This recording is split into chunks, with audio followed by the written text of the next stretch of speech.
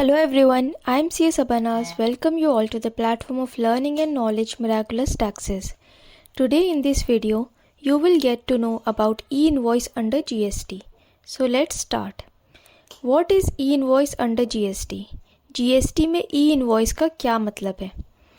ई-इनवॉइस का मतलब है इलेक्ट्रॉनिक इनवॉइस, जो कि उन लोगों के लिए रिक्वायर्ड है जो जीएसटी में रजिस्टर्ड हैं और जिनका टर्नओवर एक स्पेसिफाइड लिमिट से ज़्यादा है। वो लिमिट क्या है, ये हम वीडियो में आगे डिस्कस करेंगे। जीएसटी में ई इनवॉइसिंग पोर्टल इंट्रोड्यूस किया गया है, जो कि कोई इनवॉइस जनरेट करने का पोर्टल नहीं है, बल्कि ये एक रजिस्ट्रेशन पोर्टल है जहां ऑलरेडी जनरेटेड इनवॉइसेस को अपलोड करके रजिस्टर करना है, ताकि वो इनवॉइस पोर्टल पर रिकॉर्ड हो जाए और उसकी डिटेल्स ऑटोमेटिकली जीएसटी पोर्टल और ई-वे पोर्टल्स पर ट्रांसफ़र हो जाए। इससे टाइम भी सेव होगा और डिटेल्स एक्यूरेट रहेंगी। अब ये देखना है कि वो कौन सी सप्लाईज़ हैं जो ई इनवॉइसिंग में कवर्ड हैं। फर्स्ट, B2B सप्लाईज़, यानी कि बिज़नेस टू बिज़नेस या फिर सप्लाईज़ जो कि जीएसटी रजिस्टर्ड पर्सनस को की गई हैं। सेकंड, स्पेशल इकोनॉमिक जोन्स को की जाने वाली सप्लाईज़। थर्ड, एक्सपोर्ट्स या deemed exports. Invoice registration portal यानी कि ई इनवॉइसिंग पोर्टल इन सप्लाईज़ के इनवॉइस अपलोड होने पर एक unique invoice reference number, digitally signed ई इनवॉइस और QR कोड जनरेट करेगा और सेंड करेगा।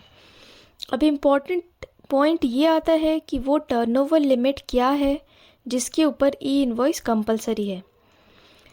1 अक्टूबर 2022 से turnover limit 10 crore rupees set कर दी गई है। मतलब कि यदि आप जीएसटी रजिस्टर्ड पर्सन हैं, आपकी सप्लाईज ई इनवॉइस में कवर्ड है और आपका टर्नओवर 10 करोड़ रुपीस से ज़्यादा है, तब आपके लिए ई इनवॉइस कंपलसरी है। इससे पहले भी ई इनवॉइसिंग कंपलसरी था, but turnover limits time to time change होती आई हैं। तो एक नज़र उन लिमिट्स पर भी डाल लेते हैं जो पहले सेट की गई थी। 1 अक्टूबर 2020 को ई इनवॉइस कंपलसरी किया गया था जब आपका टर्नओवर 500 करोड़ रुपीस से ज़्यादा हो। ये लिमिट डिक्रीज़ करके 100 करोड़ रुपीस कर दी गई 1 जनवरी 2021 से। फिर 1 अप्रैल 2021 से इसको और कम करके 50 करोड़ रुपीस कर दिया गया। उसके बाद 1 अप्रैल 2022 से इस लिमिट को 20 करोड़ रुपीस कर दिया था। एंड फाइनली 1 अक्टूबर 2022 से ये लिमिट 10 करोड़ रुपीस कर दी गई है, जो कि अभी एप्लीकेबल है। बट एक्सपेक्टेड ये है कि फ्यूचर में 1 जनवरी 2023 से ये लिमिट और डिक्रीज़ करके 5 करोड़ रुपीस कर दी जाएगी। अब देखते हैं वो क्या कंडीशंस हैं जिसके बेसिस पर ये डिसाइड होगा कि इनवॉइसेस को IRP पर रजिस्टर करना है या नहीं। यहाँ 4 कंडीशंस आती हैं। फर्स्ट कंडीशन, ई इनवॉइसिंग के लिए आपको टर्नओवर टोटल देखना होगा। सेकेंड कंडीशन, जीएसटी इम्प्लीमेंटेशन के बाद से, that is after GST implementation in 2017, यदि किसी भी ईयर में turnover limit compulsory e invoicing के टर्नओवर लिमिट को क्रॉस करती है, तो ई इनवॉइसिंग की कंडीशन सेटिस्फाई हो जाएगी। ये पॉइंट समझने के लिए आपको थोड़ा सा वेट करना होगा। चारों पॉइंट्स कंप्लीट करने के बाद हम इस पॉइंट को एक एग्जाम्पल से समझेंगे। थर्ड पॉइंट, आपको पैन बेस्ड टर्नओवर देखना होगा। मतलब एक पैन से जितने भी रजिस्ट्रेशंस होंगे उन सारे टर्नओवर्स का टोटल कंसिडर करेंगे ई इनवॉइसिंग के लिए।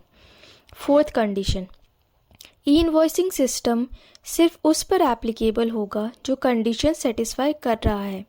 यदि आप कंडीशन सेटिस्फाई नहीं कर रहे तो आप ई इनवॉइस जनरेट नहीं कर सकते। वॉलंटरी ई इनवॉइस अलाउड नहीं है। आप अपनी मर्ज़ी से ई इनवॉइस जनरेट नहीं कर सकते IRP पर, जब तक कि आप पर कंपलसरी ना हो। अब चारों कंडीशंस हो गई हैं, आते हैं सेकंड पॉइंट पर।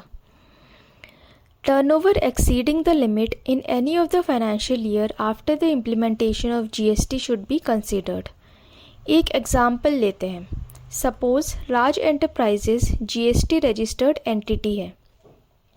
इसका टर्नओवर फाइनेंशियल ईयर 2017-18 में था 19 करोड़ रुपीस, 2018-19 में 16 करोड़ रुपीस, 2019-20 में 18 करोड़ रुपीस, 2020-21 में 26 करोड़ रुपीस और 2021-22 में 12 करोड़ रुपीस। इस केस में ई इनवॉइस कब से मैंडेटरी या कंपलसरी होगा? 1 अप्रैल 2022 से ई इनवॉइस कंपलसरी होगा इस केस में। क्यों? क्योंकि सेकंड कंडीशन के अकॉर्डिंग जिस भी फाइनेंशियल ईयर में टर्नओवर लिमिट ई इनवॉइस एप्लीकेबिलिटी लिमिट को क्रॉस करेगी, ई इनवॉइस एप्लीकेबल हो जाएगा नेक्स्ट ईयर से। यहाँ फाइनेंशियल ईयर 2020-21 में टर्नओवर था 26 करोड़ रुपीस और क्योंकि 1 अप्रैल 2022 से ई इनवॉइस के लिए टर्नओवर लिमिट को 20 करोड़ रुपीस सेट किया गया था, तो यहाँ ई इनवॉइस एप्लीकेबल हो गया 1 अप्रैल 2022 से। करंट ईयर में लिमिट एक्सीड कर रही है या नहीं ये मैटर नहीं करता है।